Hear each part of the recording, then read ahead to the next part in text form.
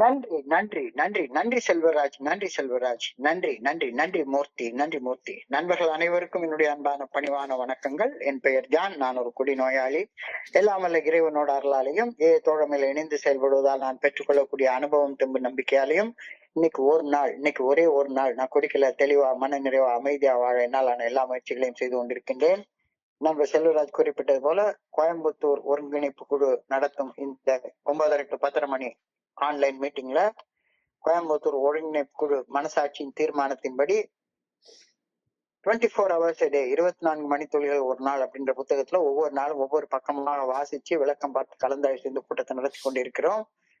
அதன் தொடர்ச்சியாக இன்னைக்கு நாம பார்க்க இருக்கிற பக்கம் மார்ச் மாதம் 13ஆம் தேதி.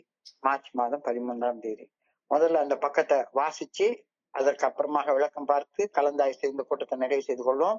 மார்ச் 13ஆம் தேதி பக்கத்தை வாசிக்கிறதற்கு நண்பர் செல்வராஜ் அவர்களை அன்போட பணியோட கேட்டுக்கொள்றேன். Over to you Selvaraj.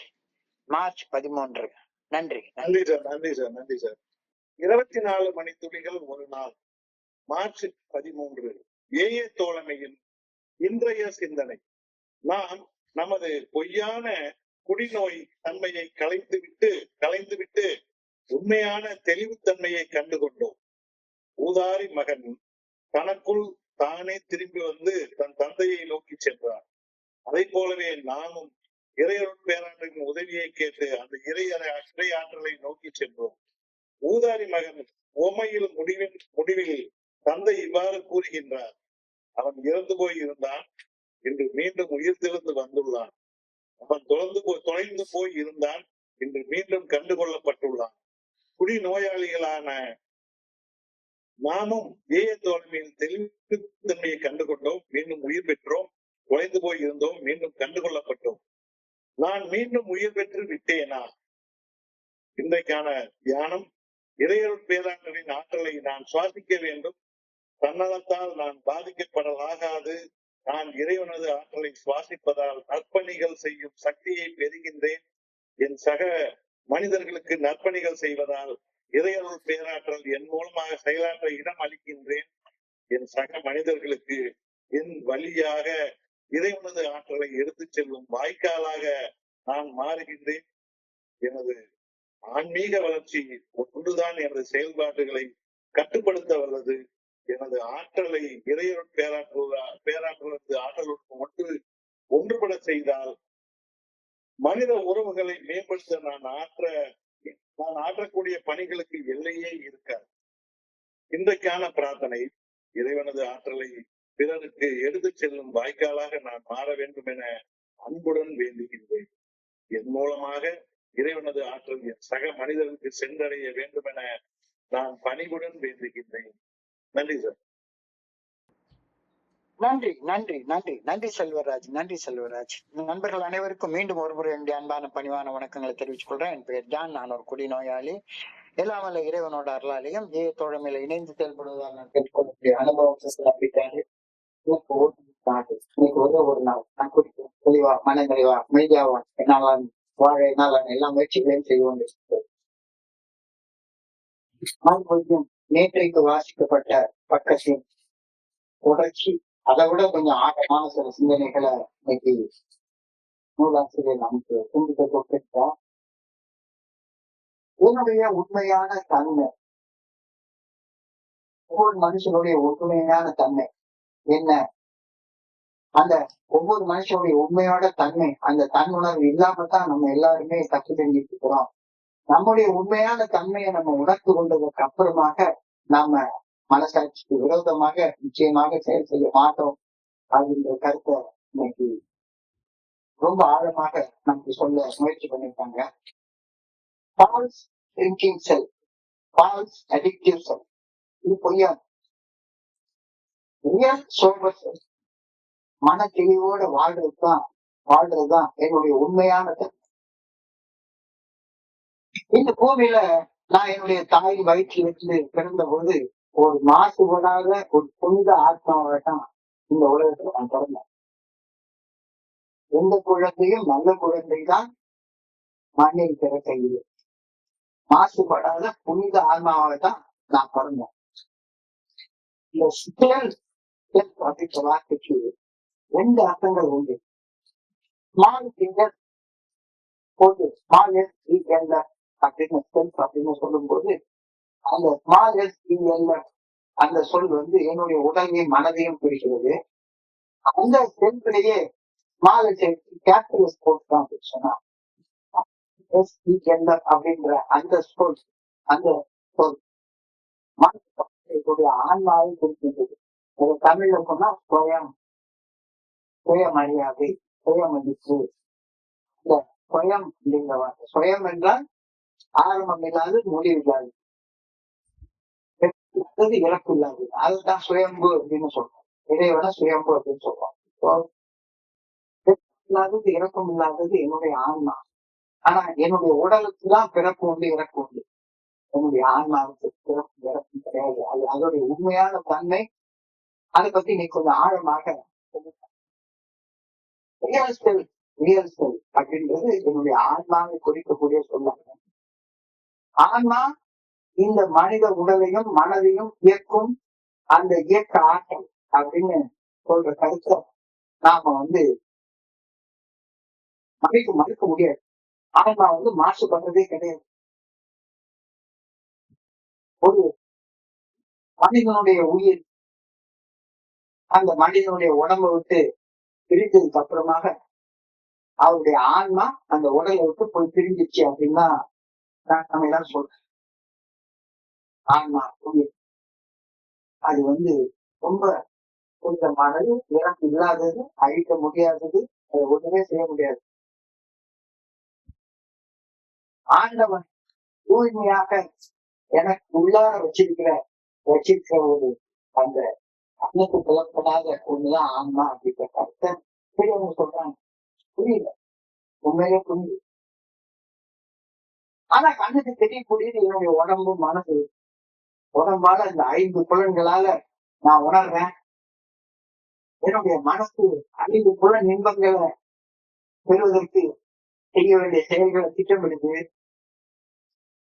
அந்த திட்டங்கள் எல்லாமே இறைவனை உணர்வதற்கான திட்டங்களாக இல்லாத இருக்கிற நேரத்தில் அந்த பால் செல்ஃப் அப்படின்னு நம்ம சொல்றோம். பால் செல்ஃப் என்பது இந்த 5 புலன்கள் கொண்ட உடலையும் அந்த 5 புலன்கள் கொண்ட உடலை இயக்குவது போன்ற பொய் தோற்றம் தரும் மனிதனின் 6வது புலனாகிய அறிவு சார்ந்த அந்த மனதையும் குறிக்கும் அப்படின்னு சொல்றாங்க.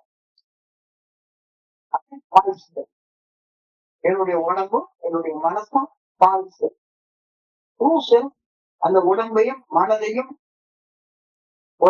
மனதையும் உள்ள கடந்து இருந்து அதை இயக்கக்கூடிய அந்த ஆன்மாவை உண்மையான செல்ஃப் அப்படின்னு சொல்லியிருக்காங்க.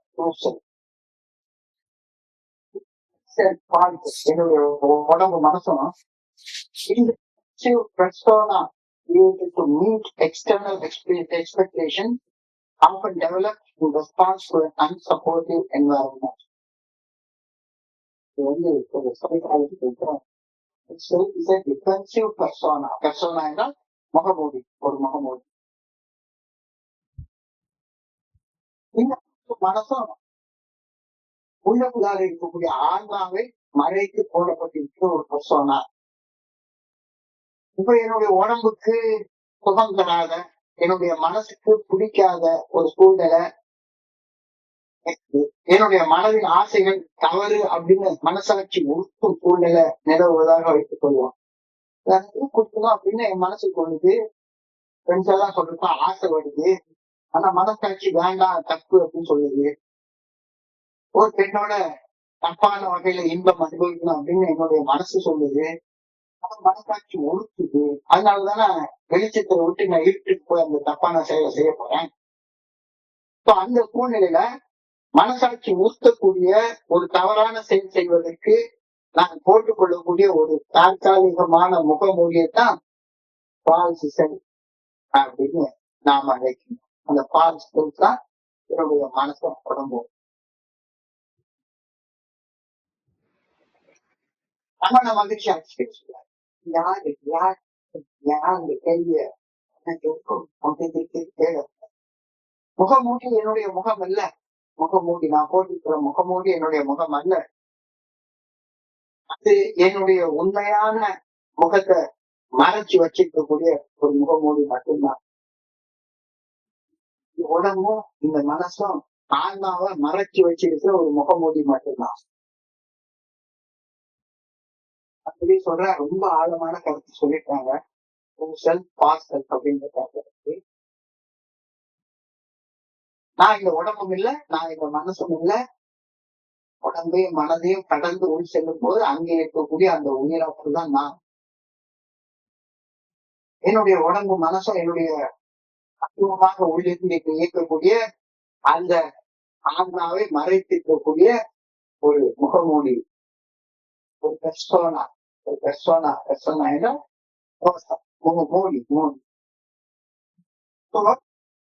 முகமூடி என்னுடைய முகம் அல்ல, அது என்னுடைய உண்மையான முகத்தை மறைக்கக்கூடிய ஒரு கவசம், ஒரு முகமூடி மட்டும்தான்.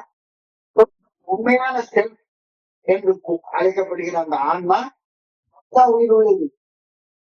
உடம்பு அழியக்கூடிய தன்மை உடையது.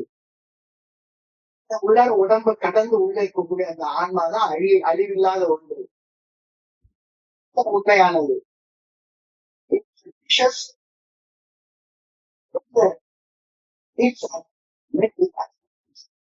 உண்மைய உள்ளது உள்ளபடி ஏற்றுக்கொள்ளும் போது அப்பதான் நம்ம உடம்பையும் மனதையும் கடந்து உள்ள போய் உண்மையை ஏற்றுக்கொள்றோம். என்னுடைய வாழ்க்கையின் அடிப்படை தேவைகளை நான் இருக்கும் நிலையிலேயே உண்மையுடன் ஏற்றுக்கொண்டு எந்த தவறும் செய்யாமல் அவற்றை பூர்த்தி செய்து கொண்டு வாழும் ஆற்றல் என்னுடைய ஆன்மாவுக்கு இருக்கு. ஆனா நான் என்னுடைய ஆன்மான்ற ஒன்றை பத்தி யோசிக்கிறதே கிடையாது. அந்த ட்ரூ செல்ஃபை பத்தி யோசிக்கிறதே கிடையாது. என்னுடைய கால் செல்ஃப் ஆகிய உடம்பை மனசையும் மட்டுமே வச்சு வாழ்ந்து கொண்டிருக்கிறேன். என்னுடைய பொய்யான ஒரு இந்த உடல் அழியக்கூடியது, மனம் அழியக்கூடியது, உடம்போட சேர்ந்து மனம் அழியக்கூடியது. இந்த உடம்பையும் மனசையும் வச்சுதான் என்னுடைய அடிப்படை தேவைகளை என்னால பூர்த்தி செய்து கொள்ள முடியும் அப்படின்ற ஒரு பொய்யான தோற்றம் எப்பவுமே நிலவிட்டு என்னைய சுகமா வச்சுக்கிற ஆற்றல் ஆத்மாவுக்கு கிடையாது அப்படின்னு நானா நினைச்சுக்கிறேன். இந்த போலியான முகமூடி, இந்த போலியான அழியக்கூடிய இந்த உடல், அந்த உடம்ப வச்சு உடம்பையும் மனசையும் வச்சு ஆன்மாவுக்குலாம் ஒரு சக்தியும் கிடையாது. அதுதான் என்னுடைய வாழ்க்கை சுகங்களை செயல்படணும், எதையாவது செய்யணும் அப்படின்னு இந்த போலியான முகமூடி சொல்லிட்டு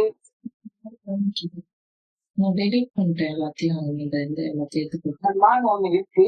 அதற்கு அளப்பரி அகற்றி இருக்கிறது அப்படிங்கறத கூட என்னுடைய அழியக்கூடிய மனம் ஏற்றுக்கொள்ளவே மாட்டேங்குது.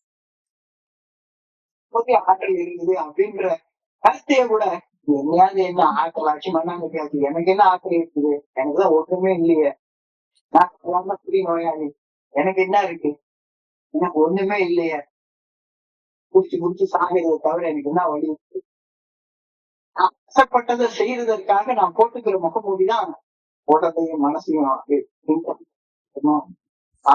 பொய் தோற்றம் எனக்குள்ள இருக்கு. inauthentic leading to feelings of emptiness. அணியக்கூடிய இந்த மனித உடலும் போலியான முகமூடியாகிய மனசும் மட்டும்தான் வெறுமை நிலையை உணரக்கூடிய உணர்வுகளுக்கு மட்டும்தான் என்னைய செய்வோம்.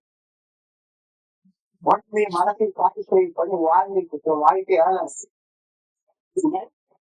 என்னென்னமோ அதை படிச்சேன், இதை படிச்சேன், அவ்வளவு சம்பாதிச்சேன், இவ்வளவு சம்பாதிச்சேன், இதை பண்ணலாம், அதை பண்ணலாம். ஆனா கடைசியில ஒரு எம்டினஸ் தான் இருக்கு. எவ்வளவு குடிச்சாலும் பத்தல.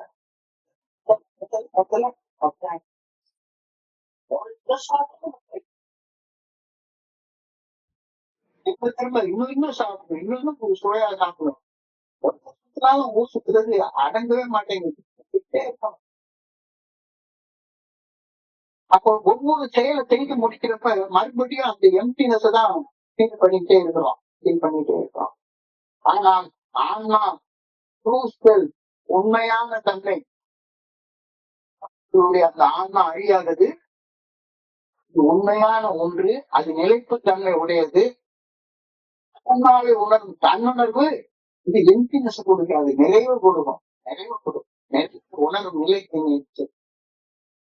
உடல் இன்பத்தையும் மனசுக்கு நான் பெரியவன் அப்படிங்கிற ஈகோவையும் நான் ஃபீல் பண்ணிட்டே இருக்கிற வரைக்கும் நான் உணர்ந்தது வெறுமை நிலைதான். ஏன் உள்ளார வர்றப்ப அதுதான் ஸ்பிரிச்சுவல் பேங்க்ரப்ட் ஸ்டேட் அப்படின்னு சொல்றாங்க. ஆன்மீக வெறுமை நிலை. எம்டினஸ் உணர்ந்து என்னடா வாழ்க்கை அப்படின்னு தோணுச்சு. ஏன்னா உண்மாவை உணரக்கூடிய பயணம் தான் உண்மையான வாழ்க்கைன்றத உணர்ந்து பண்றப்ப உணரக்கூடிய தன்னுணர்வு அந்த வாழ்க்கையை நான் வாழ ஆரம்பிக்கிறப்ப நிறைவாக நிகழ்த்து கொண்டே இருக்கிறது. நிறைவை உணர்வு நிலைக்கு நான் கொஞ்சமா இட்டு செல்லப்படுகின்றேன். என்னுடைய குணக்கோளாறுகளை நான் வாழும் வெளி உலகிலிருந்து மறைக்க பல்வேறு முகமூடிகளை நான் போட்டுக்கொள்றேன். மறைக்க என்னுடைய பயத்தை, மறைக்க என்னுடைய பொறாமைய, சந்தேகத்தை, காமத்தை, சோம்பேறித்தனத்தை மறைக்கிறதுக்கு பல்வேறு முகமூடிகளை நான் போட்டுக்கொள்றேன். முகமூடிகளை போட்டுக்கொள்றேன். கோயிலுக்கு போறதா இருந்தாலும் சரி, ஏஎம் மீட்டிங் போறதா இருந்தாலும் சரி, சாராய கடைக்கு போறதா இருந்தாலும் சரி, இந்தந்த நேரத்துக்கு தகுந்த மாதிரி ஒரு முகமூடி எடுத்து மாட்டிக்கிறேன். கோயிலுக்கு போறப்ப விபச்சாரி வீட்டுக்கு போற முகமூடியை காட்டி வச்சுட்டு இன்னொரு பக்திமான முகமூடியை தூக்கி போட்டுறேன். மீட்டிங் வந்து பகிர் போட்டப்ப அந்த பகிர்றதுக்கு இன்னொரு முகமூடியை தூக்கி மாட்டிப்பேன். சில நேரத்துல நான் நல்ல பயங்கர திறமசாலின்றதை காட்டிக்கிறதுக்காக இன்னொரு முகமூடியை தூக்கி மாட்டிப்பேன். அவங்க மட்டும் உள்ளுக்குள்ளார கோளாறு பிடிச்ச மனுஷனா என்னுடைய கோளாறுகளை வெளி உலகத்திடமிருந்து மறைப்பதற்கு பல்வேறு முகமூடிகளை நான் போட்டுக்கிறேன்.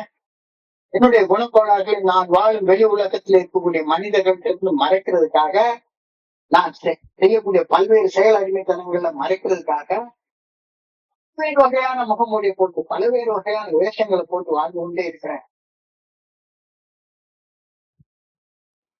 உங்களோட வேடத்தாரி அப்படின்னு சொல்லி சொல்லுவாங்க. ஒரு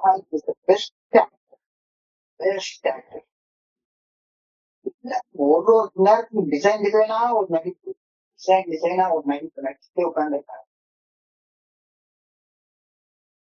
ஒரு வேஷத்தை போட்டுப்பேன், பண்றேன் அப்படின்ற ஒரு வேஷத்தை போட்டுப்பேன், ஆரம்பிக்கிறேன், அதை ஆரம்பிக்கிறேன், இதை ஆரம்பிக்கிறேன். ஒரு நேரத்துக்கு ஒரு வேஷத்துக்கு மாட்டேன். என்னுடைய குணக்கோளாறுல தெரிஞ்சு கொள்ள கூடாது அப்படின்றத மறைக்கிறதுக்காக நான் போட்டுக் கொள்ளக்கூடிய முகமூடிகள் மட்டும்தான், நான் போடுற வேஷங்கள் மட்டும்தான். பல்வேறு தருணங்கள்ல அந்த நேரத்துக்கு தகுந்த மாதிரி என்னுடைய நேரத்தை மாத்திக்கிட்டு ஒரு வேஷத்தை போட்டுட்டு ஒரு முகமூடி அணுகிட்டு இதான் வாழ்ந்துட்டு இருக்கிறேன். இதை ஏற்றுக்கொள்ளுன்னு சொன்னா எப்படி? நான் உண்மையானவன், நான் நடிக்கலாம் செய்யல, நான் உண்மையான சேவை செய்யறேன் அப்படின்னு எனக்குள்ள நானே சொல்லிட்டே உட்கார்ந்து இருக்கிறேன். இந்த பொய்யான முகமூடிய போட்டுட்டா என்னுடைய குணக்கோளாறுகள் வெளிய உலகத்துக்கு தெரிஞ்சிடக்கூடாது அப்படின்ற பாதுகாப்புக்காக மெக்கானிசம் கெட்டு போகுமே நடிக்க வேண்டியது, நடிக்கிறது ஒரு கட்டாயமா மாறி போயிடுச்சு. நடிச்சே தேடணும், நடிச்சே தேடணும். பொய்யாக வாழ வைப்பது என்னுடைய பால்கள். இந்த உலகத்தோட உண்மையான தொடர்பை பொய்யான இடத்துல போலி வாழ்க்கையாக வாழ வைப்பது பால்கள். மெக்கானிசம். நான் சமுதாயத்துல ஒதுக்கப்படுவதை தவிர்த்து கொள்ள என்னுடைய உண்மையான தன்மை தெரிஞ்சு வச்சுன்னா பொண்டாட்டியை நீ ஏத்துக்க மாட்டாரோ, பொண்டாட்டியை நீ ஏத்துக்க மாட்டாங்களா, ஏத்துக்க மாட்டாங்க, அம்மா ஏத்துக்க மாட்டாங்க. அதனால எல்லாருக்கும் ஒரு வேஷம் போட்டு நடிக்கணும், மெக்கானிசம் அப்படின்னு சொல்லுவாங்க. சமுதாயத்துல எல்லாருக்கும் ஒவ்வொருத்தருக்கும் ஒரு வேஷம், இடத்துல பணிவா இருக்கிற மாதிரியான ஒரு வேஷம், வேலையை வச்சுருவாங்க. அதனால பணிவாக இருக்கிற மாதிரி ஒரு வேஷம், பொண்ணுகிட்ட ஒரு வேஷம், பிள்ளைகிட்ட ஒரு வேஷம், நண்பன்கிட்ட ஒரு வேஷம்.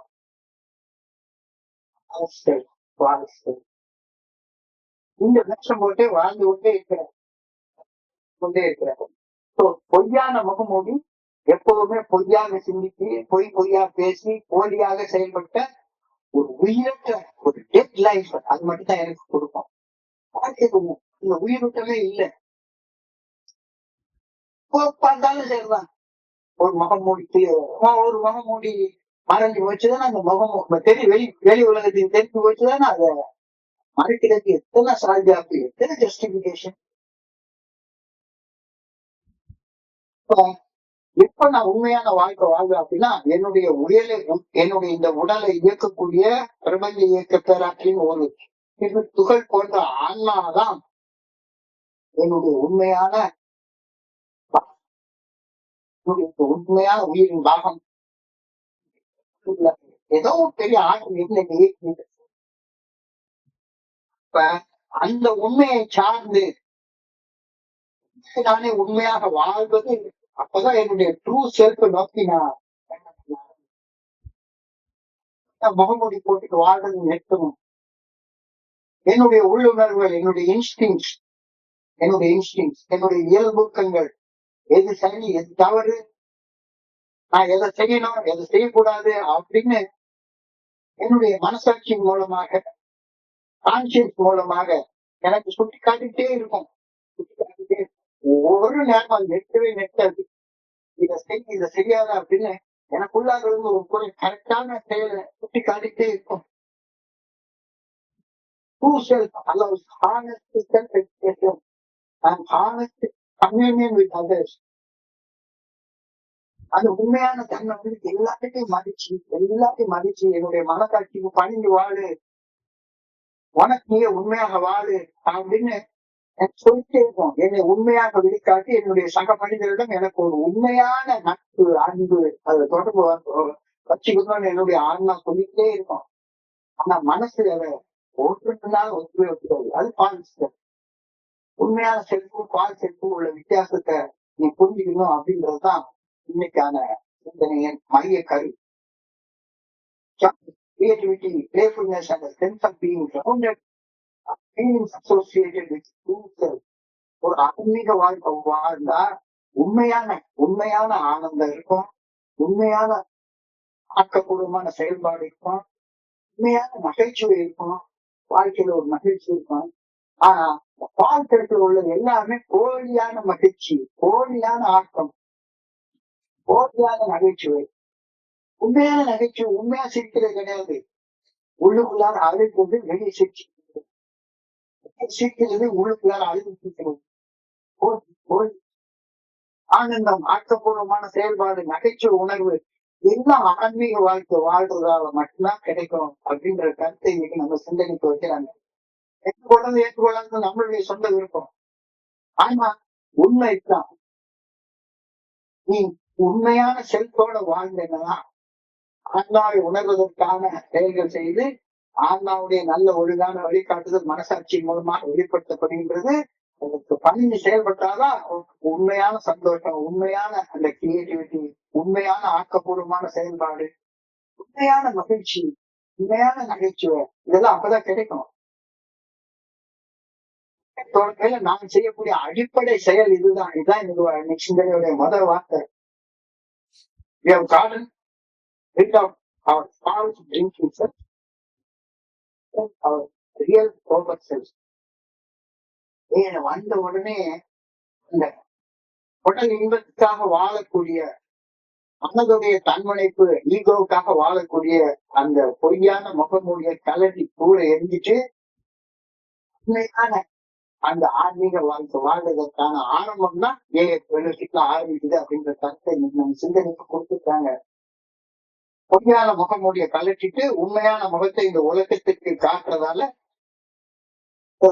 நம்ம தலைமையில செய்யக்கூடிய முதல் வேலை. அந்த முதல் வேலைதான் என் பேர் சோ, நான் ஒரு குடிநோயாளி அப்படின்னு சொல்றது. முகமூடிய கிழிச்சு போடுறது. ஆனா அதுக்கு முன்னால எப்ப வந்தாலும் வீட்டுல வந்து குடிச்சிருக்கியா அப்படின்னு ஒரு கேள்வி கேட்டா போதும். மூஞ்ச பார்த்தா தெரியல, இல்ல ரொம்ப கம்பல் பண்ணாங்க, லைட்டா ஒரே ஒரு கட்டி மட்டும் சாப்பிட்டேன், பொங்கி. ஆனா இங்க வந்தா செய்யக்கூடிய முதல் வேலை ஒரு முகமூடிய போட்டாங்க, அந்த முகமூடிய கலட்டி தூர போட்டு இங்க யாருமே நீ குடிநோயாளின்னு சொல்லவே இல்லை. ஆனா நானே அந்த உண்மையான செல்ஃப் மாறிட்டோம்.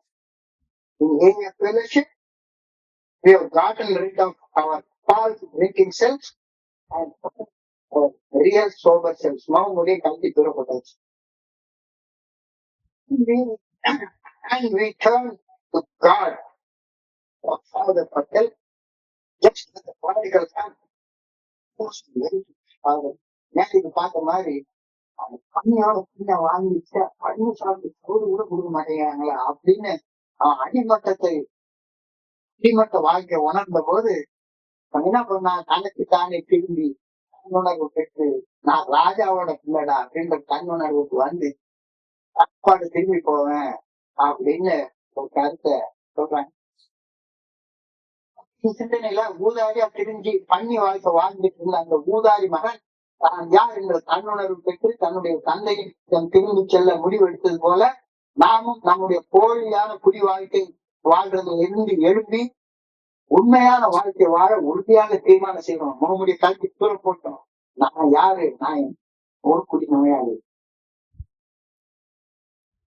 அப்பாவுடைய அந்த வாழ்க்கைய மறந்துட்டு என்னுடைய உண்மையான இயல்பை மறந்துட்டு பொறுமையான இயல்புல வாழ்ந்துட்டு இருந்ததுனாலதான் பண்ணி வாழ்க்கைக்கு வந்துட்டேன். நேற்று சிவசுப்பிரமணியம் சொன்ன மாதிரி என்னுடைய அப்பா அம்மா என்னுடைய உடலும் ஆன்மா ரெண்டையும் மறந்துட்டு இந்த பொய்யான வாழ்க்கை வாழ்ந்ததுனாலதான் அவ்வளவு கீழே போயிட்டேன். நான் திரும்பி அப்பா அம்மாட்ட திரும்பி போவேன், என்னுடைய அப்பாட்ட திரும்பி போவேன் அப்படின்ற தீர்மானத்தை எடுத்தது. அப்ப இந்த தீர்மானத்தை எடுத்த உடனே இந்த ஊதாரித்தனமாக வாழ்ந்து கொண்டிருக்கக்கூடிய இந்த உலகம் நான் செத்து ஒளிஞ்சு மறைஞ்சு போகணும் அப்படின்லாம் தீர்ப்பு என்னை சுத்தி வாழ்ந்துட்டு இல்லை. என்னுடைய அம்மா என்னுடைய அப்பா எல்லாருமே சொன்னதெல்லாம் வாழ்றதுக்கு தகுதி தான் நமக்கு ஏஐ கண்டுபிடிச்சிட்டானா எனக்கு பெரிய வாழ்க்கை வாழ்ன்னு சொன்னேன். செஞ்சதெல்லாம் பொய்யா போயிடுமா என்ன? ஆடினான் ஊதாரித்தனமா இருக்கிறது எல்லாத்தையும் அழிச்சுட்டு திரும்பி வந்து வேற நிக்கிறேன். எந்த முகத்தோட இங்க வந்து நிக்கிற, எந்த முகத்தோட வந்து நிக்கிற அப்படின்னு எல்லாரும் கேட்டாங்க. இந்த ஊதாரித்தனமான உலகமே ஊதாரித்தனமான உலகம் தான். அது என்ன பண்ணது? அதுவும் பொய்யான முகமூடிய போட்டுட்டுதான் இந்த உலகத்துக்கு எல்லாரும் வாழ்ந்துட்டு இருக்காங்க. எல்லாரும் என்ன சொல்றாங்க? நான் செத்து போகணும்தான் தீர்ப்பு கொடுக்குறாங்க. இந்த மோசமான குடிகார ஆட்டத்துக்கு இவனெல்லாம் ஒரு குடும்பம் குழந்தையோட வாழ்றதுக்கு இவனுக்கு என்ன தகுதி இருக்கு அதுதான் கேட்டாங்க. இந்த சனிய செத்து தொலைஞ்சு போயிருக்கோம் அப்படின்னு மூஞ்சில காயத்தான் துப்புனாங்க.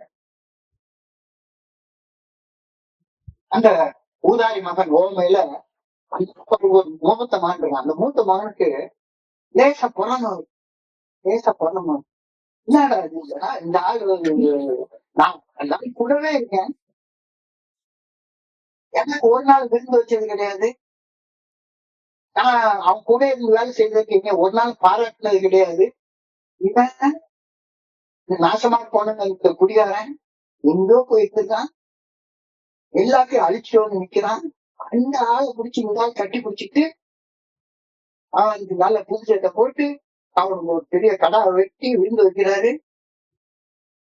ஒண்ணுமே செஞ்சது கிடையாது அப்படின்னு அந்த மூத்த மகன் வந்து வேக பராமப்பட்டு அப்பாட்ட கேட்பான், என்னப்பா இதெல்லாம் தேவையா அப்படின்னு சொல்லி இந்த ஊதாரித்தனமான உலகம் அப்படிதான் சிந்திக்குது. அப்பா சொல்ற வார்த்தை தான் ரொம்ப முக்கியமானது. ஏய் மூத்த மகனே உன் தம்பி செத்து போயிருந்தான்டா, உயிரோட வந்திருக்கான். நினைச்சா எனக்கு மகிழ்ச்சியாக இருக்கு. ஒரு நாள் தொலைஞ்சு போயிருந்தான், அவனை திரும்ப நான் கண்டுபிடிச்சேன். இந்த வார்த்தையுடைய ஆழமான அர்த்தங்களை கழிச்சுக்குதான் நான் புரிஞ்சுட்டேன். யாருக்குமே இங்க ஏற்றுக்கொள்ளவே இல்லை. அந்த கடைசி நேரத்துல கழிச்சுட்டா என்ன சொல்லுது? நீ சரியான நேரத்துக்கு வந்துட்ட,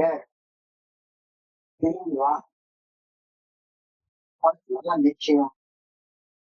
அந்த அப்பா ஊதாரியா வாழ்ந்து தங்கிட்ட திரும்பி வந்த மகனை பார்த்து சொன்னாரு,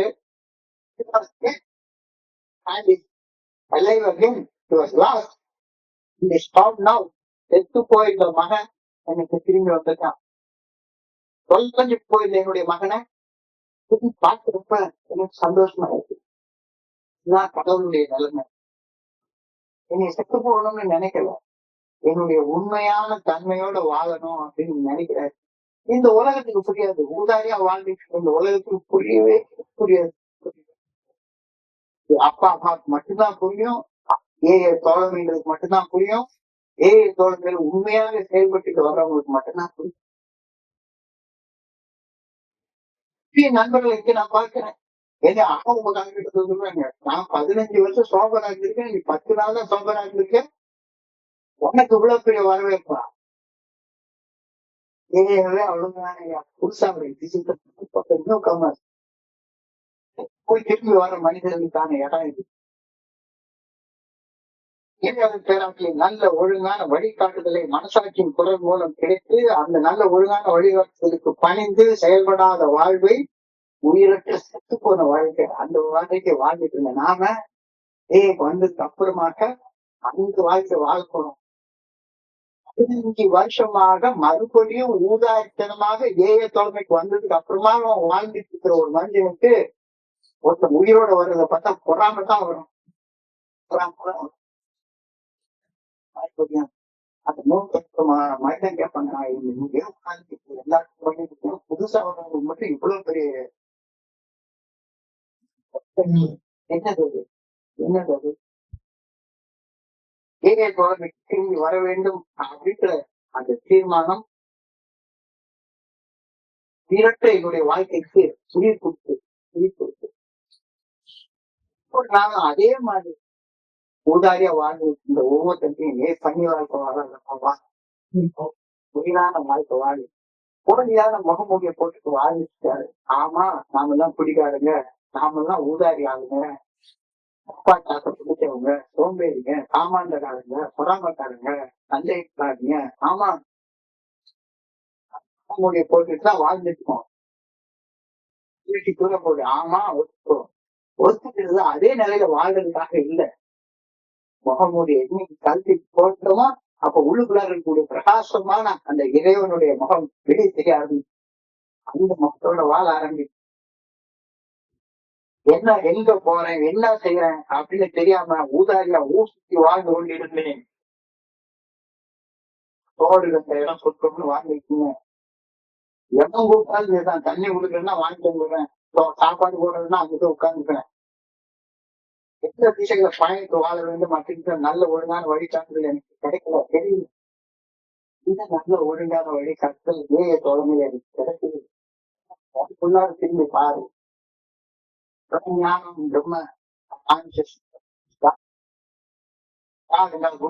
டைரக்ஷன், அந்த நல்ல ஒழுங்கான வழிகாட்டுதல் உள்ளாரே இருக்கு. உன்னுடைய மனசாட்சிக்கு பணிஞ்சு வாழ கத்துக்கோ, உன்னுடைய உண்மையான இயல்புக்கு பணிஞ்சு வாழ கத்துக்கோ, பொய்யான ஆசைகளுக்கு பணிந்து வாழ்க்கை விட்டது.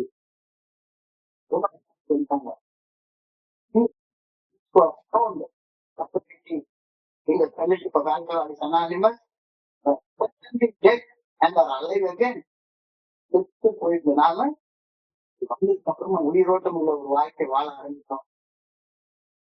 இறைவனின் பேராற்றலால் மீண்டும் உயிரோட பிறந்தவங்க நாம. இப்படியாதான் நானே அலை அகேன், நான் இப்ப உயிர் துடிப்போட வாழ்றதா நீயே பயிர் சொல்லிட்டேன். இன்னும் செத்து போன வாழ்க்கையெல்லாம் 20 வருஷமா வாழ்ந்துட்டா, இன்னமும் எவனை கேட்டாலும் உனக்கு பொறாம வந்துச்சா, இன்னமும் ஆமா ஆசை வந்துட்டே இருக்கா, இதெல்லாம் பால் செல்ஃபுல உள்ள செத்து போன வாழ்க்கை. போட வாழ்க்கையா நீதான கேள்வி. ஆமான்னா ஆமான்னு பதில் சொல்லி, இல்லைன்னா இல்லைன்னு பதில் சொல்லி, பொய்யா மட்டும் முகமூடியை போட்டுக்க. ரொம்ப எளிமையான கேள்வி. இப்போ உயிர் துடிப்போட வாழ்ந்துடலாம், உண்மையான உயிர் துடிப்போட, உண்மையான சந்தோஷத்தோட, உண்மையான நிறைவோட, உண்மையான அமைதியோட, உண்மையான உள்ள சமநிலையோட, அந்த வாழ்க்கையில உயிர் துடிப்பான வாழ்க்கை. எப்ப பார்த்தாலும் நீ ஏன்டா பண்ணணும், இருக்கிறா வாழ்ந்துருக்கோம் அப்படின்ற நினைப்புலதான் இன்னும் வாழ்ந்துருக்கியா. அமை எல்லாரையும் நான் இப்ப உயிர் துடிப்போட வாழ்ந்து கொண்டு இருக்கின்றேனா, இதை தொடர்ந்து இன்னைக்கான தியானம். உயிர் துடிப்போட வாழ்ந்து கொண்டு இல்லைன்னா என்ன செய்யணும்? என்னால வீட்டோட வாழ முடியும் அப்படின்ற நம்பிக்கை வரணும்ல. இதுக்கு என்ன செய்யணும்? நான் ஆசைப்பட்டதை, இச்சப்பட்டதை, எனக்கு விருப்பப்பட்டதை செய்யறதுக்கு சர்வ காலமா எனக்கு உள்ளார ஒரு அங்க தூண்டுதல் இருந்துட்டே இருக்கு அப்படின்னா நான் ஒரு அடிக்காத வாழ்ந்து கொண்டே இருப்பேன். நான் இஷ்டப்பட்டதை மட்டும் செய்வேன், பிடிச்சதை செய்வேன், பிடிக்காததை செய்ய மாட்டேன் அப்படின்னு இருந்தா அடிக்காத வாழ்ந்து கொண்டிருப்பேன். ஆனா உனக்குள்ளார இருக்கக்கூடிய இறைவன் உனக்குள்ளார இருக்கிறதுனாலதானே இப்ப மூச்சு விட்டுட்டு இருக்க. இதயம் அதனாலதான் குடிச்சுட்டு உன்னுடைய நுரையீரல் நல்ல பிராண வாயுவை சுவாசிச்சு அதுக்கெல்லாம் நொடிக்கு நொடி வெளியேற்றே இருக்குது. இறைவன் உனக்குள்ளார இருக்கிறாருல, இருக்கிறதுனாலதான் நீ உயிரோட இருக்க. இறைவனால் இயக்கப்படும் உண்மையை உணர நீ என்ன செய்யணும்? மனசாட்சி மூலமாக வெளிப்படுத்தப்படும் இந்த இறைவனது நல்ல ஒழுங்கான வழிகாட்டுதலுக்கு தீர்மானிக்கணும்னு தெரியலையா அவனுக்கு? தீர்மானிச்ச அடுத்த கணம் அந்த போலி முகமூடி எல்லாமே வெளியே போயிடும். உன்னுடைய உண்மையான தன்மை எனக்குள்ளார இறைவன் இருக்கக்கூடிய தன்மை. அந்த தன்மையோட நீ வாழாது. முகமூடியை கழட்டி கட்டாசு. You can become a channel of God's spirit to flow through you into the life of others. உனக்குள்ளார இறைவனுடைய ஆற்றலை பூர்வமான செயல்கள் செய்து வாழ முடியும். அந்த வாழ்க்கையில ஆகக்கூடிய வாய்க்காலாகவும் நீ மாற முடியும்.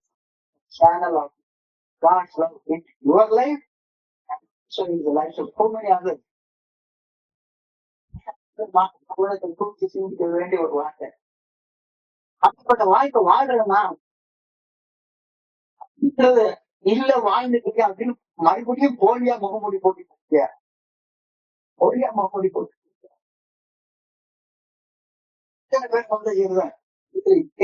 சிலுவையை போட்டுக்கிறது, ஒரு அடையாளத்துக்குள்ளா வச்சுக்கிறது, பட்டையை போட்டுக்கிறது, கொட்டையை போட்டுக்கிறது, அதை போட்டுக்கிறது, இதை போட்டுக்கிறது, எல்லாம் போட்டுக்கிறது.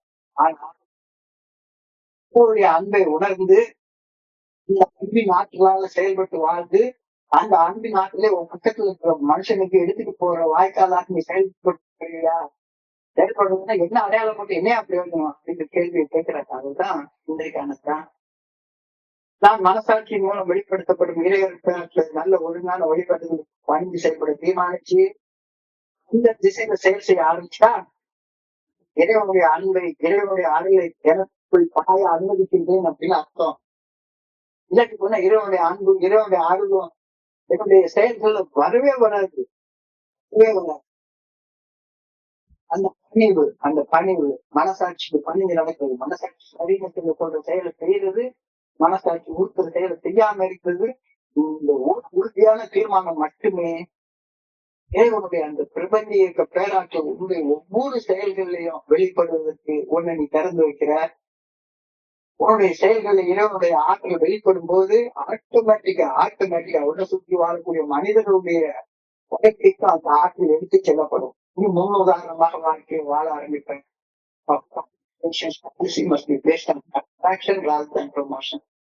பொது தொடர்பு கொள்கை எடுத்துக்காட்டான வாழ்க்கை மூலம் இருக்க வேண்டுமே தவிர பொய்யா போலியா வாழ்ந்துட்டு வாழ்க்கையால இல்ல பண்ற மாதிரி நடிக்காது. உண்மையான சர்வீஸ் எப்போ உன்னால பண்ண முடியும்? உன்னுடைய பொய்யான முகமுடிய கால் போட்டுட்டு உண்மையாக வாழ்றதுக்கு மட்டும்தான் அவனுக்கு கிடைக்கும். Become a carrying God's love into my fellow man when I decide and obey the voice of my conscience. Very, very simple.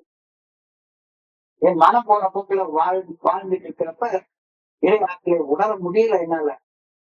இறையாற்றலை நான் எனக்குள்ளாக உணராம அந்த ஆற்றலை வைத்து பணி செய்யும் மனிதனாக நான் மாறுவது எப்பயா சாத்தியப்படுறோம். ஆற்றலை எனக்குள்ளார உணரவே இல்லை. கருத்து வச்சேன்னா என்ன அர்த்தம்? எப்படி என்ன மாதிரி சரி பண்ண போற நீ? The ones that you do will only be limited by your spiritual development. முன்னேற்றத்தை பொறுத்து மட்டும்தான் உன்னுடைய சர்வீஸ் இருக்க முடியும்.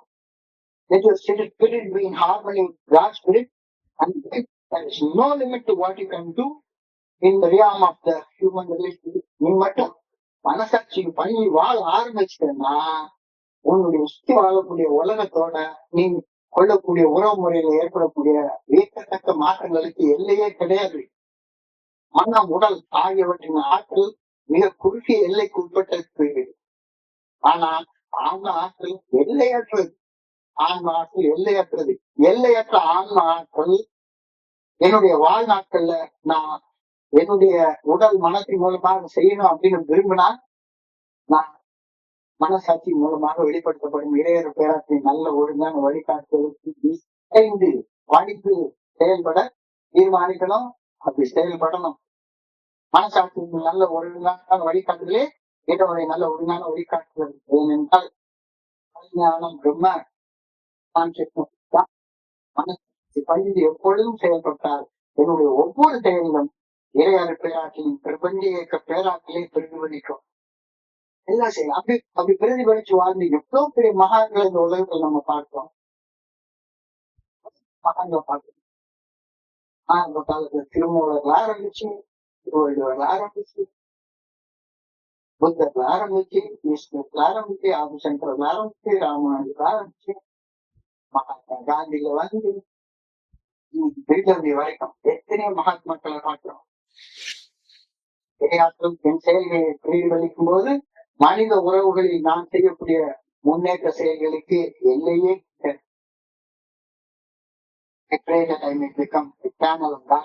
இறைவனுடைய அந்த ஆற்றலை எடுத்து செல்லக்கூடிய ஒரு வாய்க்காலாக மாறணும்னு ஆண்டவன் வேண்டிக்கிறேன். பிறருக்கு பணி செய்வது வாழ்க்கையிலே இறைவனுடைய ஆற்றல் பிரதிபலிக்கணும் அப்படின்னு ஆண்டவன் வேண்டிக்கணும். அழகான சிந்தனையுடைய ஆரம்பம் எங்கிட்ட வந்திருக்கு.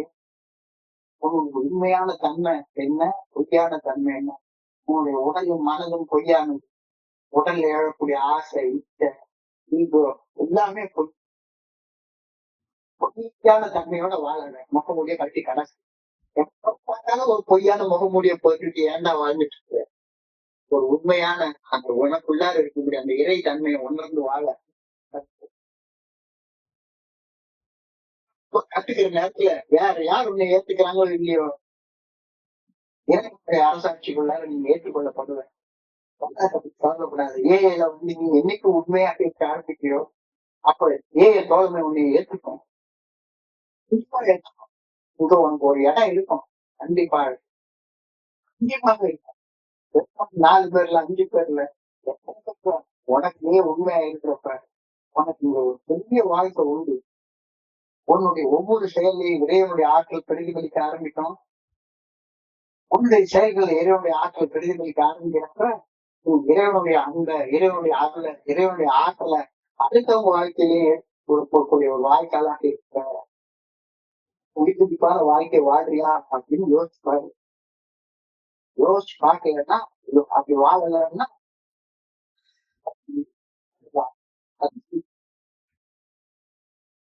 become a channel of God's spirit through you.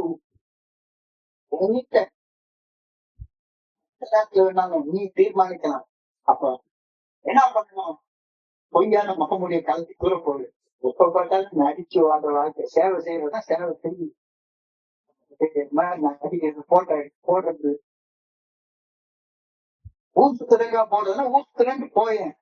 நான் அங்க போய் ஆன்மீக பயணம் போறேன். ஏன் ஆன்மீக பயணம் போறேன்? ஏன் போய் சொல்றேன் ஊசுத்திறங்க பார்க்க போறேன் அப்படின்னா வேட்டிக்கான பார்க்க போறேன். ஜெருசலத்தை பார்க்க போறேன். ஜெருசலத்தை பார்க்க போறேன். போ அங்க போய் கடவுளை போய் நான் தரிசிக்க போறேன். ஏன் நீ யாரு ஏமாற்றி தெரியல அவங்க தரிசிக்கிறதுனா இங்கே இறைவனுடைய நல்ல ஒழுங்கான வழிகாட்டுதல் உன்னுடைய மனசாட்சி மூலமாக வெளிப்படுத்தப்படுகிறது. அதுக்கு பணிந்து செயல்படாம நீ கடவுளை எப்படி தரிசிப்ப, உயிரோட்டம் உள்ள வாழ்க்கை வாழ்வ அப்படின்ற கேள்விய திருப்பாளர் மாதிரி கேட்கிறாரு. பதில் சொல்ல வேண்டியது என்னுடைய கடமை. என்னுடைய கடமை. I become a channel of God's spirit. I pray that God's spirit may flow through me in the lives of the other. அடுத்தவங்களுடைய வாழ்க்கைக்கும் என்னுடைய செயல்பாட்டால இறைவனுடைய ஆட்சியை தருகிற ஒரு வாய்க்கான நீதியில் கூட என்னையை மட்டுமே அன்பனே இறைவனே என்னுடைய வாரி